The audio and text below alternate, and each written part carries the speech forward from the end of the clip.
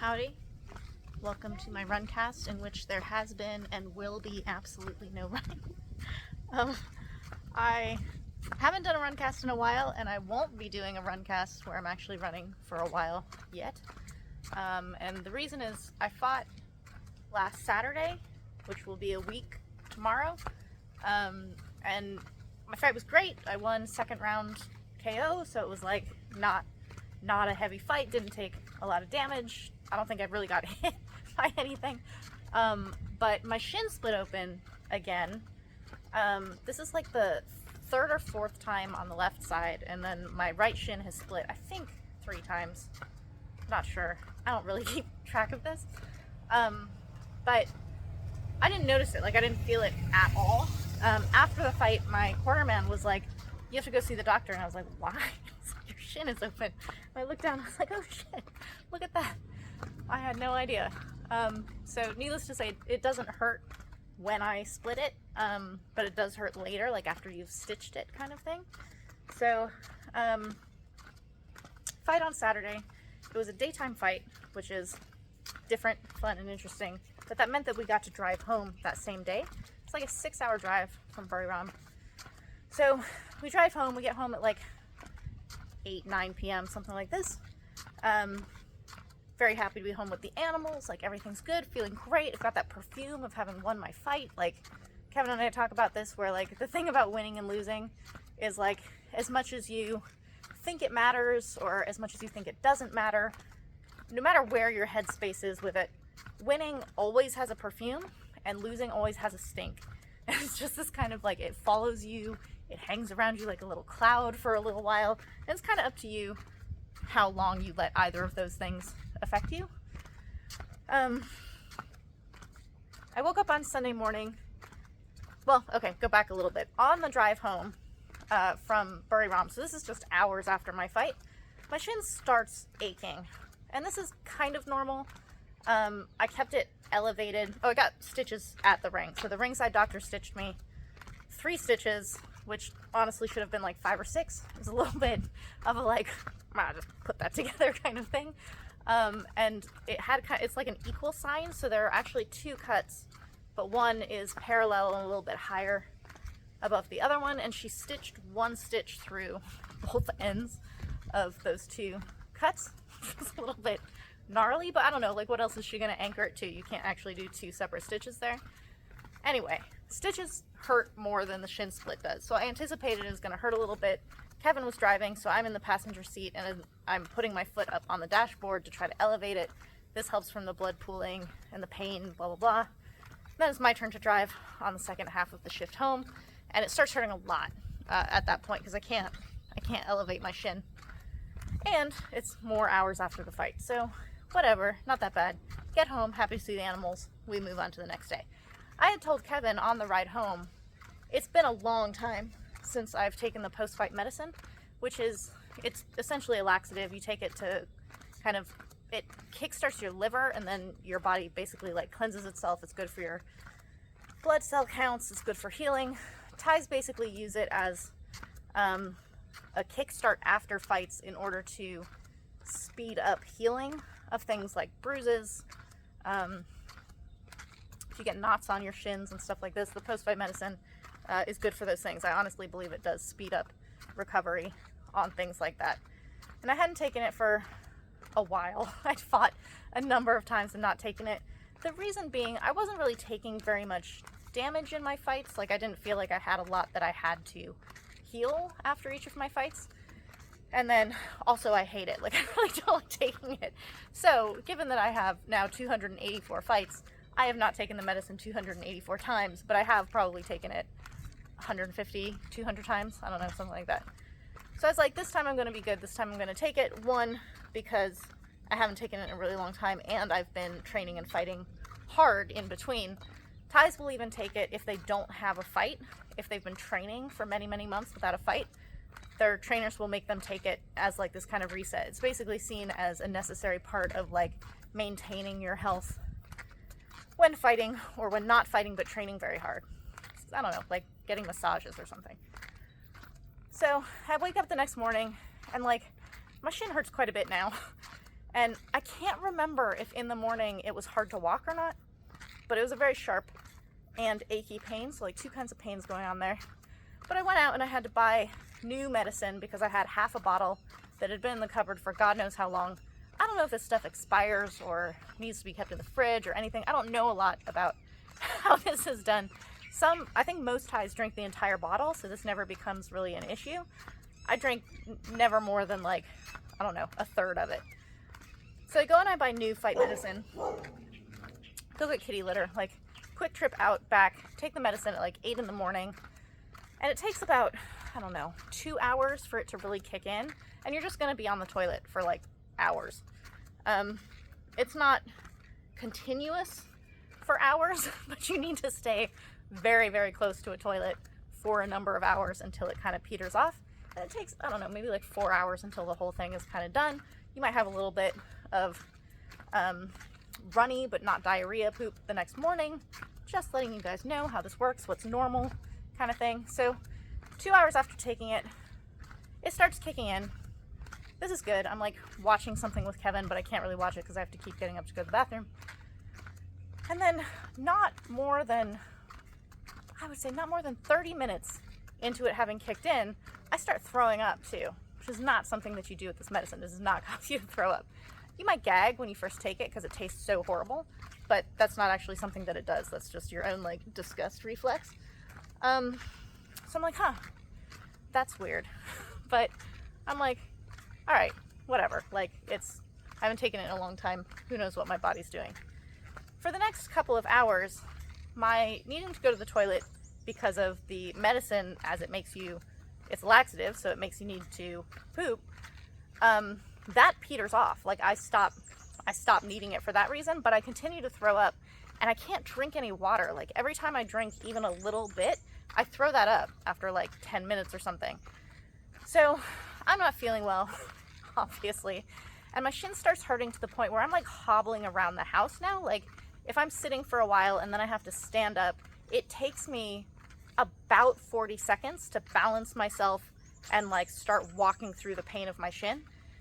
And I'm like, I remember the stitches hurting a lot more on the second day on all of my shin stitches. I remember being surprised by how much it hurts much more a day after the fact. I think this is because like the adrenaline's all worn off, there's some swelling involved, it's all at the bottom of your body, so there's a lot of like blood pooling and blah blah blah, all this stuff.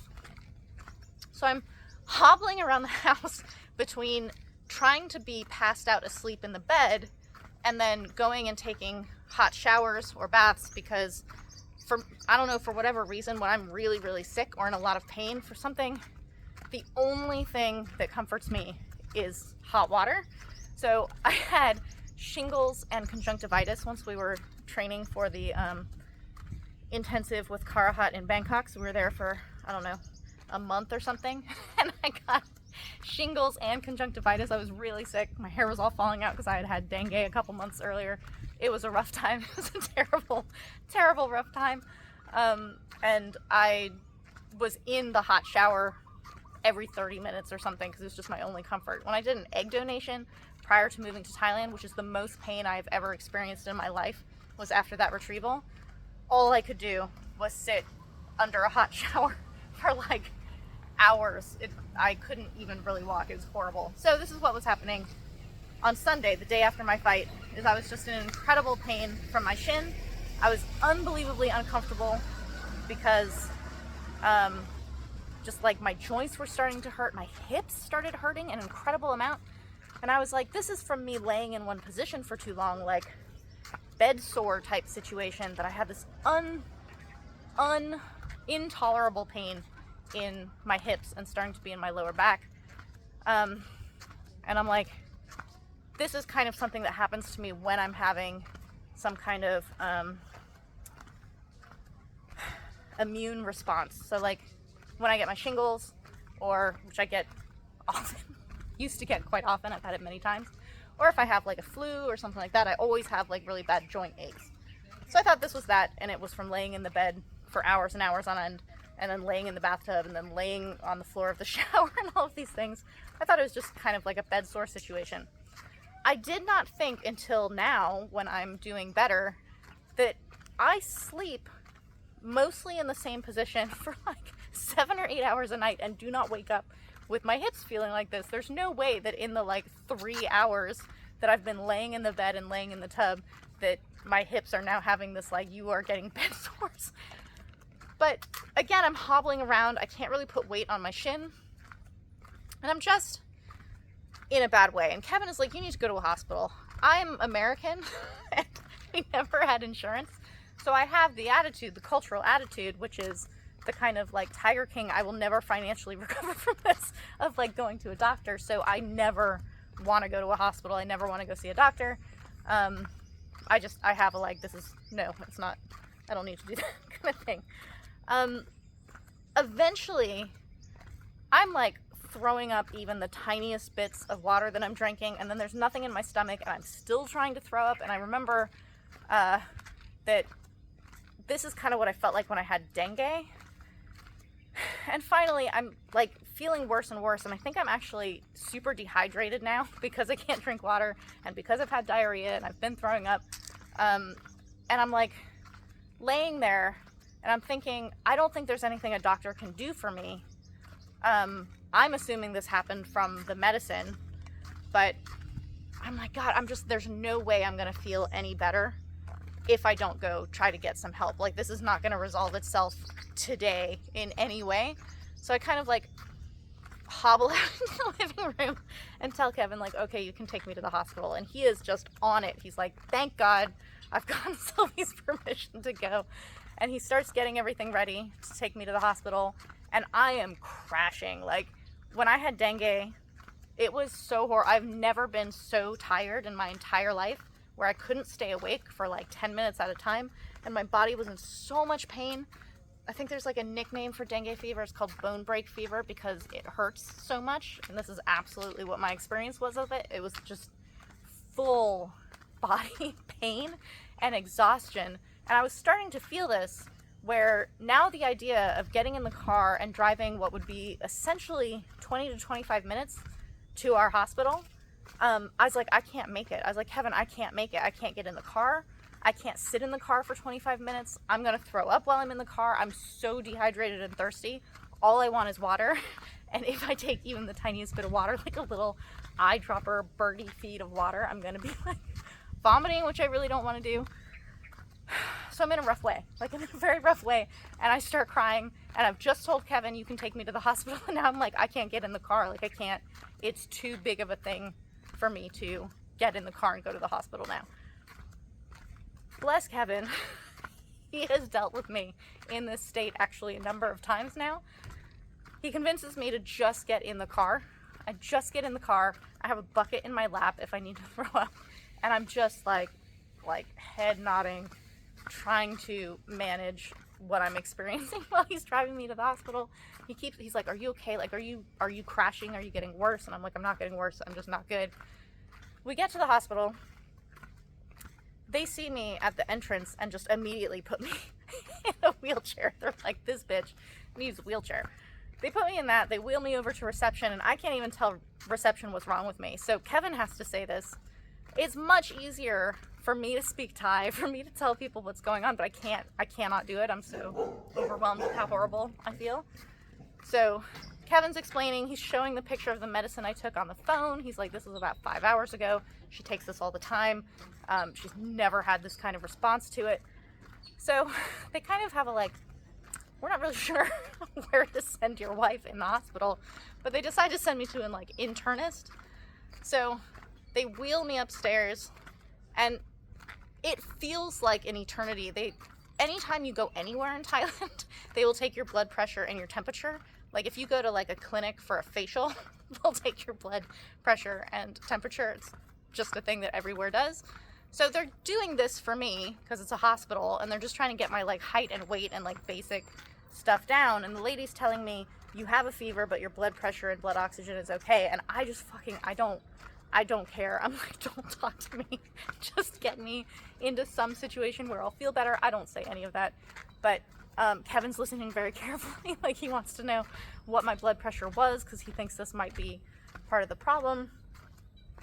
And it felt like eternity to me. I was in such a bad way that I was like, I don't want any of this information because none of it helps me. Like, just help me. So it felt like eternity sitting there waiting for them to take me. It was probably not longer than 10 or 15 minutes. Like, amazing hospital. They decide to put me on a bed to wait for the doctor. The doctor comes in and like patiently listens to Kevin explaining what happened. And it's not until I say in Thai that I drank ya Thai that they're like, oh, okay, now we understand what's going here.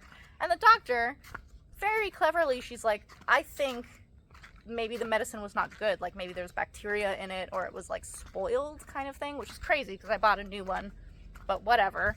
So they give me an anti-nausea injection, and then they give me an IV that took like an hour. And I'm laying there. I don't mention my shin. I don't mention my stitches or anything. And I'm laying there, and I just have to move my knees up into the air and then flat. Just this pain I have in my hips is just so unreal. And I'm thinking it's because I'm laying still for so long, because this is just the way, the story I tell myself of what these symptoms are or what they mean. So after a little over an hour, I actually complain and I say I can't lay still anymore. It's starting to hurt. And so they're like, okay, you don't have to finish the IV. It would be another like 20 minutes or something. They unhook me. I do feel significantly better because I'm not dehydrated now, but they send me home with like a bunch of medicine. I'm on an antibiotic because she thinks that that's what was causing it. They give me like anti-nausea, anti-diarrhea, like just a host of pills to take. And the only one I'm actually taking is the anti-nausea one so that I can drink water, and the antibiotic I get on. I wake up the next morning and I feel much better. Somehow, even in that day when I was doing so bad, when I came home, my shin was like really, really swollen. It had like a big moundy bump on it. And I'm like, maybe I got kicked more than I thought I did on that side. And this is like what happens to your shin when it doesn't split open, is you get like bumps and mounds on your shins. I don't really anymore, but that's what happens. So I'm like, that's what this is. So we see all this swelling, and Kevin and I decide we're gonna ice it. I start icing it a lot, and it actually feels better a little bit every time I ice it, and I can walk a little bit better. I had been walking kind of like this, and now I'm walking kind of like this. I'm like, oh, I'm walking great. I'm like a ballerina. Like, I'm so graceful. So I think this ice is doing amazing things. That was on the same day I went to the hospital. So now I'm taking the antibiotics. It's the next day. It's Monday, and I'm like, oh my god, I'm feeling so much better. Like, that, it's crazy that that's what that was. Like, it's so weird, whatever this medicine did to my body. I don't have a fever anymore, and I have like a pretty decent day. Like, I feel like pretty good about the way that I can move around. My shin doesn't really hurt that much. Everything seems fine. Monday's fine. We like go through Monday. on Tuesday, I've been noticing for like the past 2 days that my wound does weep. It kind of looks like watery blood. If you guys have ever had cauliflower ear and you drain it like with the syringe, it looks like what comes out when you do that. It's like a plasma type, very watery blood. So it's like pink. That was like weeping out of my shin, and I'm like, oh, that's unusual. I don't have that a lot, but it's probably normal. And Kevin's like, it's kind of clear, so I guess it doesn't seem like a really bad infection, but he's like, it honestly shouldn't be leaking because that means that it's not closed. That means that there's still an opening. So I'm like, yeah, okay. So I don't remember where we went on Tuesday morning, but I was like, when I get home, I'm gonna take off my bandage and wash my shin for the day and like rebandage it. And as we were driving, I just reached down and touched the top of my bandage. Maybe it was like itchy and I was like poking it or something, and there was like sticky nothing, whatever, no color, but sticky on my hand on the outside of this fabric plaster. And I was like, that doesn't seem good. that seems bad, actually. But I'm like, okay, I'm going home to clean it, so I'll just, when I wash it, I'll see what the situation is. I take the bandage off. There's redness all around it. It's lumpy. So like it has these like mounds in it, but it's not one big one. It's like kind of like moundy. And I kind of press on it to see if I can get some of this, you know, plasma-y, watery blood stuff to come out. And it does kind of like leak out a little bit more, but then some proper disgusting pus comes out after it.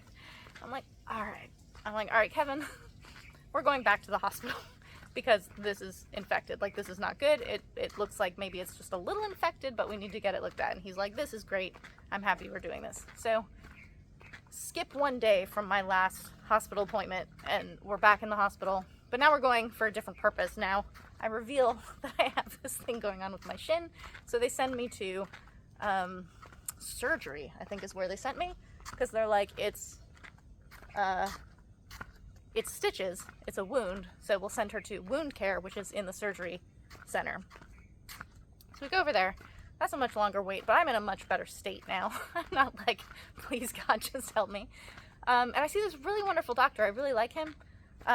He has me come sit down, and he looks at my cut, and he's like, this is not good. It's like, yeah, no, it's infected. It's definitely infected. And he starts like touching it and moving it, and he's like, no, this is really not good. I'm gonna have to take off this bottom stitch in order to like see into the wound. And I'm like, okay, that's no problem. As he's looking at it, he just ends up having to cut off all 3 stitches. And for the past few days, like since we got home on Saturday night to Sunday when it started getting bad, to Monday when I couldn't, or Sunday when I couldn't walk, Monday when it started getting better, the top of my skin, like the most topical part of my skin, could not be touched. It felt like it was a burn or something, like so sensitive that the blanket touching it or pants touching it was like unbelievably painful. You know, all these signals that are like, Sylvie, this is not good. And I'm like, well, I'm walking. I'm able to walk now, so it's fine. No part of me was like, I can't walk. This is a serious problem. So the doctor ends up having to like cut all of the stitches out, open the wound with his little tweezers, and he starts cleaning out all this disgust. I won't describe it, but it's super disgusting. The part that totally freaked me out, it doesn't hurt that much to me. On a scale of 10, it's like 4 or something. But when I look at what he's doing, this is the part that's really hard for me. He makes me look so that I can see that there's the open cut of my wound, but then there's a hole, like a pocket underneath the skin that isn't cut, and he can stick his tweezers like more than an inch into it. And he's like, this isn't good. You have like a hole under your skin. And I'm like, yeah, that seems like that would not be good. So he ends up cleaning the whole thing out multiple times with like, you know, these chemicals that these like medicines that he's like volcanically, I don't know what you call it, rinsing it out with. He ends up packing it. I've never had a packed wound in my life. It's disgusting. Like, you take what's essentially it's a piece of gauze, but it looks like a flat shoelace. That's about how big it is. And they soak that in a medicine, and then they pack it into the hole, and then into the open wound part, and then a little bit out the top, and then they cover the entire thing with bandages so that it looks like that. And he's like, all right, so we have to get rid of this infection.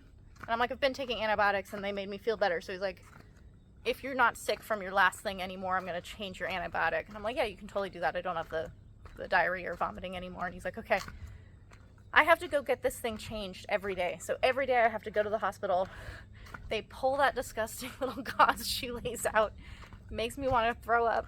And then they clean the whole thing out the way that he did. And then they repack it with new stuff. And they send me home. And I keep taking these new antibiotics, which are... I don't have terrible side effects from them in terms of they don't make my stomach hurt. They aren't affecting my bowels in any way. Like, none of the things that would be like this makes it really hard to take it are happening to me. But they do make me feel kind of drunk. Like that feeling, that sweet spot when you're drunk and you become aware of it and you don't want to be drunk anymore. That feeling, that's how they make me feel all the time. I just have this very little bit past where I want to be in the drunk scale and wanting to be sober, and you will not be. That's how they make me feel kind of all day. So motions are a little bit like trippy for me. When Kevin is driving me to the hospital, I feel really like bizarre because of the movement of the car. So I haven't really been able to do anything. Like I can't focus. I'm speaking pretty well now. This is actually a pretty good test for me being able to do a voiceover that I need to do, because I'm, you know, being able to think and be clear in my little pace here. I'm not like slurring my speech. I'm not like confused about where I am, but I feel fucking weird. So today is now Friday. I've been having this thing cleaned every day since I saw the doctor on Tuesday. And I go back in today and he's like, okay, this is getting better, but you still have signs of infection, so I can't stitch it back up yet. So he just repacks it, sends me on my way. He makes my next appointment with him. So I'm still gonna have this changed every day, but my next appointment with him is on Wednesday, which means I have 5 more days, which is a day more than I've already been doing this again, before I might get stitches on this thing. This has been a really big eye-opener for me about my personality. And part of it is my personality and like never wanting to be a burden. Like I don't want to, you know, distress Kevin. I don't want to like inconvenience anybody at the hospital who's doing their jobs with whatever my problem is. But as an athlete, specifically as a fighter, and I think a lot of athletes do this, the degree to which you learn and practice and habituate the ignoring of physical problems can become a serious problem. Like, when I think back now on how I was like, well, I can't really walk, but it's because my shin hurts, as opposed to like, I have never not been able to walk on a stitched shin before. Or, oh my god, I can't have the weight of a sheet or fabric grazing across the top of my shin because it's so painful. This is an indication of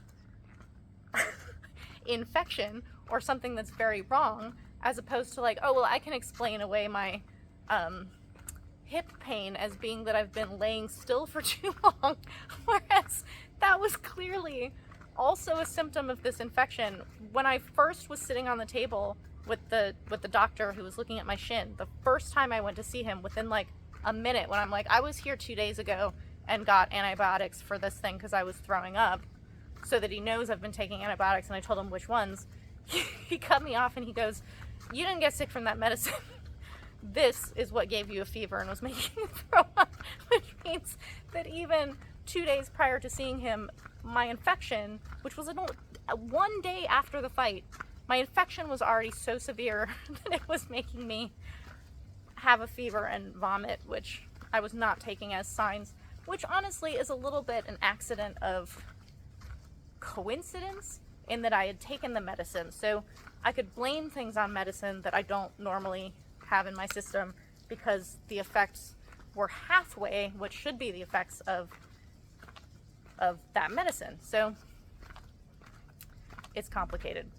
That medicine doesn't make you throw up, so that should have been like a pretty big indicator for me. So like so yeah, so I'm not able to do anything. Like the doctor gave me permission. I can work out like upper body type stuff, but I'm not allowed to sweat.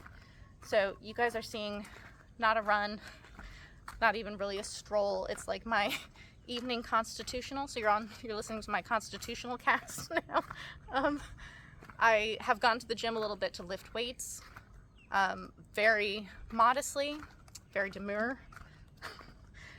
But yeah, it's weird. I normally would be back at training for 5 days now already.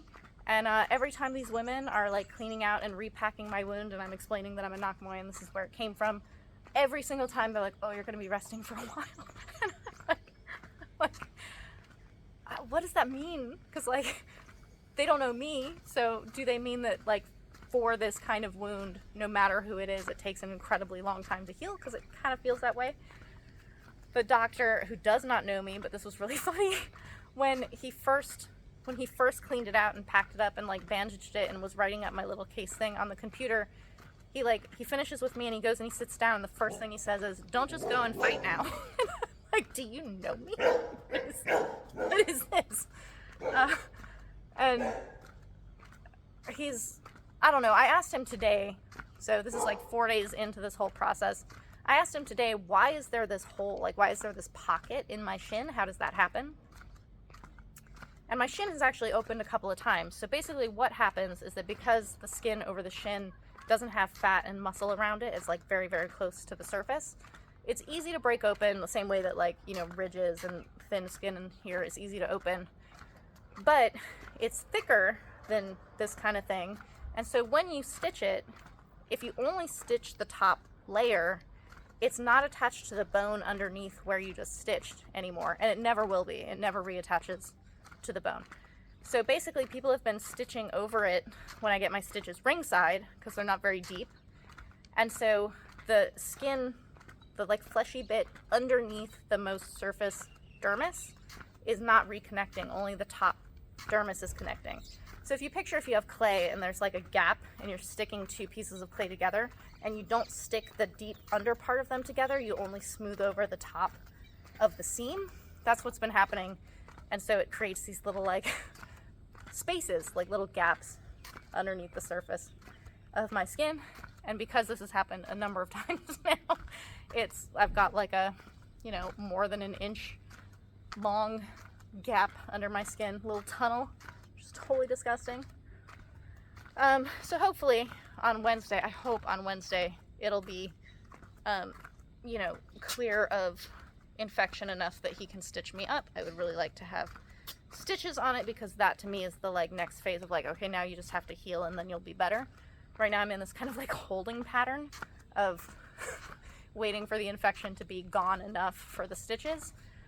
And it feels like it's been a really long time. It feels like it's gonna be a really long time, and all these nurses who are like, oh, you're gonna be resting a long time, like they're telling me the truth. I think they know what they're talking about. So yeah, that's why you guys have not seen much of me since my fight, is I'm not doing much. My cat is super happy with this situation because I basically need to be resting with my leg up a lot of the time. So I basically have just become a futon for her to come snuggle on. She thinks it's the greatest thing ever. So Love Witch is very happy.